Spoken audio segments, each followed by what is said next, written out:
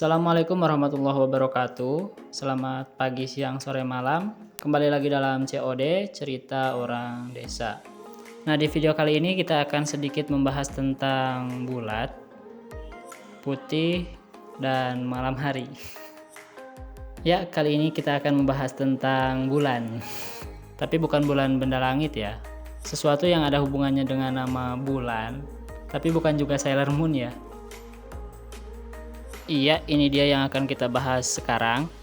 Ini adalah anggrek bulan atau moon orchid, atau disebut juga lovely phalaenopsis, dengan nama ilmiah Phalaenopsis amabilis, yang dideskripsikan oleh C.L. Bloom pada tahun 1825 yang mengacu pada penamaan sebelumnya oleh Linnaeus, yaitu Epidendrum amabile pada tahun 1753. Dan untuk taksonomi selengkapnya, anggrek bulan ini termasuk ke dalam famili Orchidaceae dari subfamili Epidendroideae yang tergolong ke dalam trib Vandeae dari subtrib Aeridinae, termasuk ke dalam genus Phalaenopsis dengan nama ilmiah Phalaenopsis amabilis.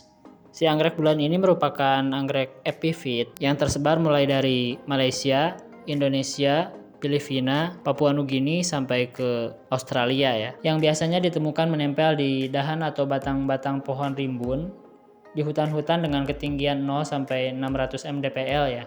Merupakan anggrek dengan tipe pertumbuhan monopodial dengan batang yang beruas-ruas dengan ruas yang terbilang sangat pendek ya. Nah, saking pendeknya ruas batang dari Phalaenopsis amabilis ini sampai-sampai kita hanya bisa melihat tumbukan daunnya saja dengan pangkal daun yang saling bersilangan yang langsung terhubung pada akar ya. Kemudian untuk daun, si anggrek bulan ini memiliki bentuk helai daun oblanceolate sampai obovit, berwarna hijau muda sampai hijau tua cerah dengan panjang sekitar 15 sampai 30 cm dan lebar 4 sampai 7 cm. Nah, daunnya ini termasuk cukup sukulen dengan tekstur yang tidak terlalu kaku dan cenderung lentur. Dan tentunya si anggrek bulan ini memiliki daun dengan tulang memanjang, seperti keumuman anggrek dan monokoti lainnya ya.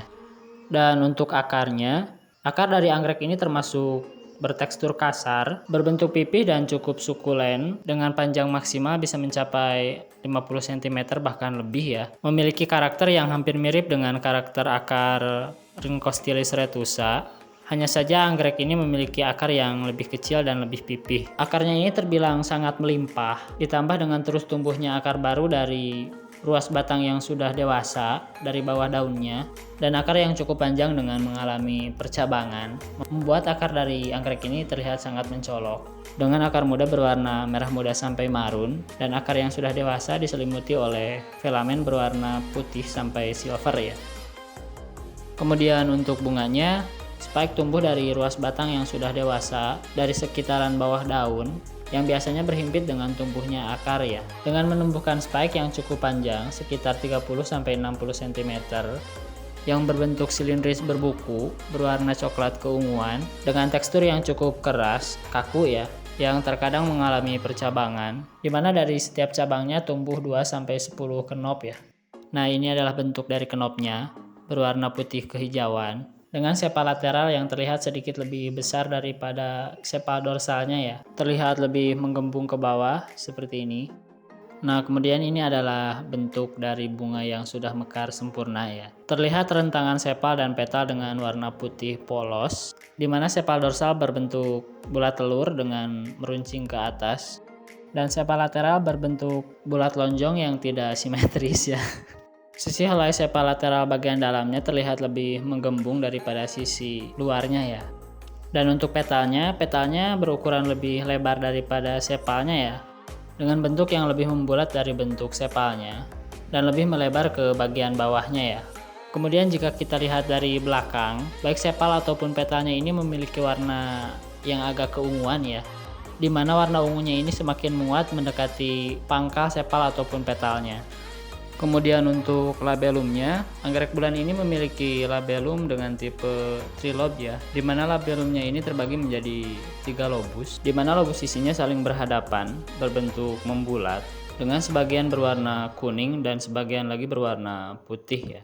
Nah, di bagian lobus yang berwarna putihnya ini terdapat motif bercak-bercak berwarna hampir ke merah marun ya, dimana bercak-bercak itu semakin jarang dan memudar seiring menjauhi pangkal lobusnya.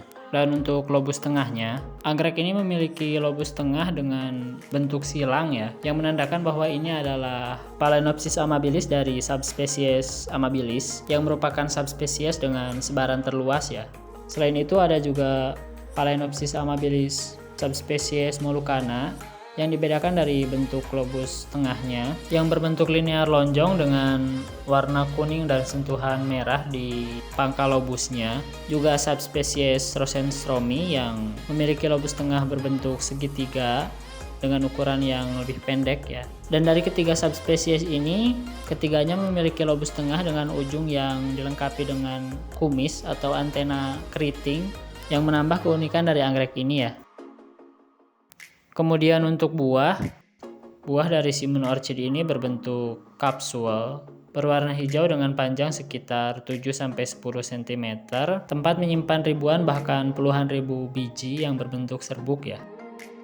Nah, di Indonesia sendiri, anggrek bulan ini dinobatkan sebagai satu dari 3 bunga nasional yang ditetapkan pada Kepres nomor 4 tahun 1993 sebagai puspa pesona, mendampingi melati sebagai puspa bangsa dan Rafflesia arnoldi sebagai puspa langka ya.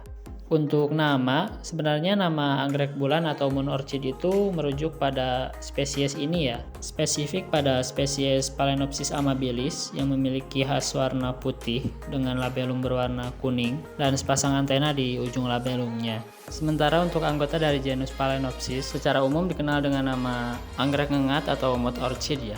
Meski begitu, di Indonesia sendiri nama anggrek bulan justru lebih terkenal sebagai nama pasar bagi setiap jenis anggrek dari genus Phalaenopsis ataupun hasil hybridnya ya. Kemudian untuk perawatan, si anggrek bulan ini setidaknya membutuhkan cahaya sekitar 12.000 sampai 15.000 lux dengan cahaya tersaring di sepanjang tahunnya. Dengan suhu kisaran antara 28 sampai 30 derajat Celcius, anggrek bulan ini termasuk anggrek termofilik ya, di mana dia menyukai temperatur udara yang cukup tinggi. Anggrek ini juga membutuhkan tingkat kelembaban yang cukup tinggi, sekitar 70 sampai 80% di sepanjang tahunnya, dengan pengairan yang terkontrol ya. Meskipun pada dasarnya anggrek ini bisa hidup di tempat yang kering atau minim air, tapi pengairan yang cukup bisa membantu mempercepat pertumbuhannya dan membuat perbungaannya berkembang lebih baik ya.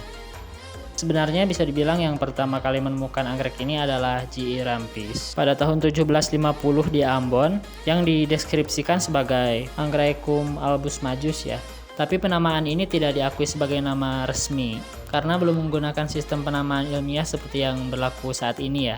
Meski begitu, tahun di mana Rampis mengumpulkan anggrek ini tetap diakui sebagai waktu penemuan pertama dari spesies ini ya. Nah oke teman-teman, untuk video kali ini mungkin cukup segitu dulu ya. Semoga dari pembahasan yang saya sajikan ada manfaatnya untuk kita semua. Kemudian untuk kritik, saran, masukan, atau komentar apapun bisa langsung ditulis di bawah ya. Dan jangan lupa sukses dan layak. Dan akhir kata, wassalamualaikum warahmatullahi wabarakatuh.